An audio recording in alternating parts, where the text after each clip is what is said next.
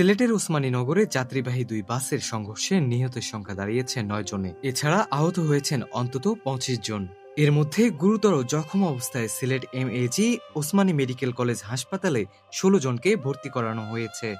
৭ August শুক্রবার সকালে ঢাকা সিলেট মহাসড়কের কাশীকাপন এলাকায় এ দুর্ঘটনা ঘটে। ওসমানীনগর থানার ডিউটি অফিসার উপপরিদর্শক আমিনুল ইসলাম জানান, ঢাকা সিলেট মহাসড়কে ঢাকা থেকে সিলেটগামী ইউনিক পরিবহনের একটি যাত্রীবাহী বাস এবং সিলেটমুখী বেঙ্গল পরিবহনের একটি যাত্রীবাহী বাসের মুখোমুখি সংঘর্ষ হয়। এতে ঘটনাস্থলেই ৮ জন নিহত হন। পরে হাসপাতালে নেয়ার পথে আরও একজনের মৃত্যু হয়।